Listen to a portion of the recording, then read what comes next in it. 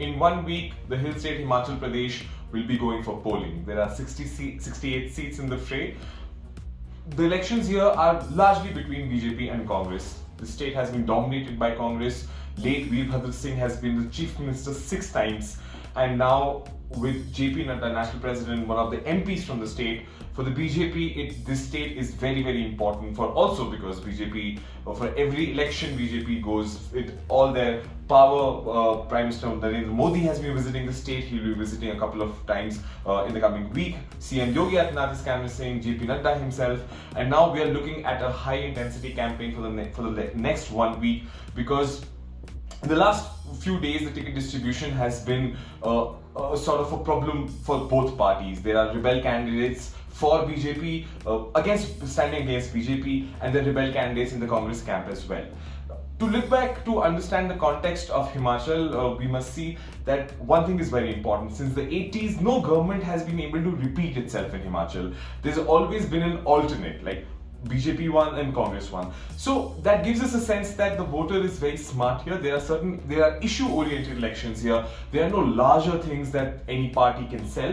So more identity-centric and more local issues. The issues in this election will largely be about unemployment, inflation, price rise. We must remember Himachal is a very important tourist state. Bordering Punjab, Haryana and Delhi, it sees an influx of tourists every day. Almost everyone watching this video either has been or must be knowing someone who has been to Shimla in the last 1 year, the last few years. So tourism is an essential component of people's earning here, and because of COVID and many other things and the economic factors of expenses, price rise, tourism has suffered. Another big factor here are the apple orchard owners. It's a 5,500 crore economy in Himachal. Every second person here is either directly or indirectly related. Their incomes are directly or indirectly related to apple farming.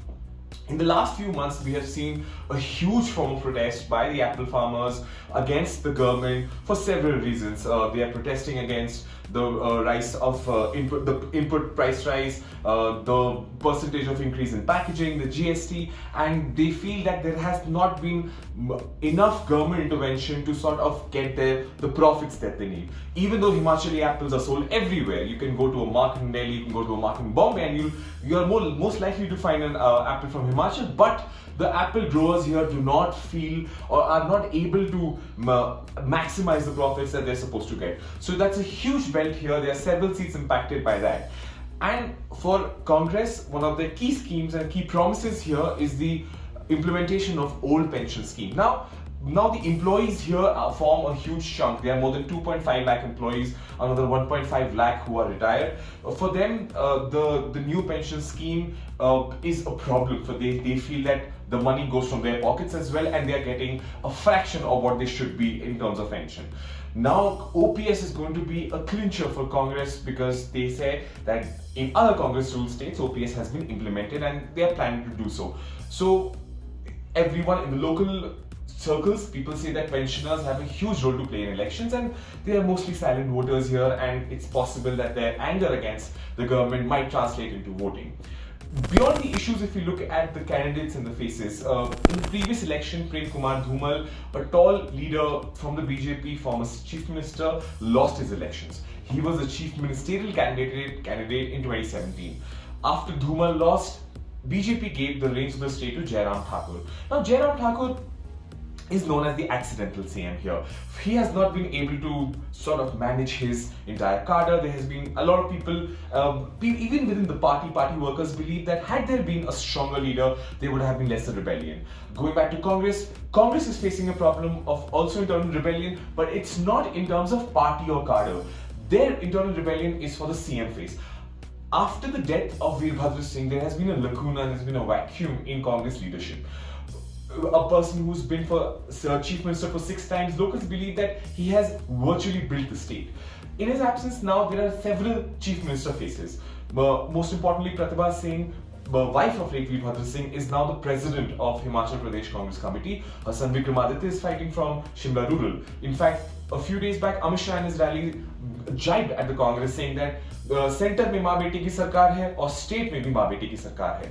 So even beyond Pratibha Singh, there are several leaders who are eyeing the chief minister post. So as we can see, there are both parties who are fighting internal turbulence, but both parties are trying to put up a united face. In a state where literacy rate is very high, the idea of the franchise of their vote is it's a very well aware electorate.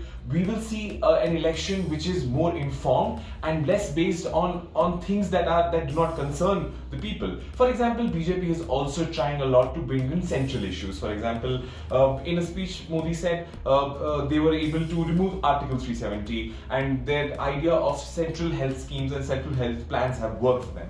And that remains to be seen whether how much Modi factor will play into the elections, because for the BJP, the central idea is that the union government, the party at the center, is BJP. They will be here for now and they'll be there in the future. For Congress, it's a more grassroots election. They are going for faces that are more popular in the district, they are more popular in the state. So a central election versus a state election is essentially what we are seeing. Aam Aadmi Party is also fighting on all seats, all 68 seats. However, the sense that people on the ground believe regarding AAP is that after they fresh off their victory in Punjab, Aam Aadmi Party has not been able to find a foothold in the state. A prime example is that Arvind Kejriwal has visited Himachal once. In the run-up to the election, he hasn't even visited once. And the talk within the party is that they're focusing on Gujarat there because they are most likely to cause a dent there. And here, it's possible that Aam Aadmi Party might split votes in several seats. But to call them a contender for winning the seat might be premature. So, for largely, it's going to be a two-party battle for the elections, which has been the case in Himachal for the last 4 decades.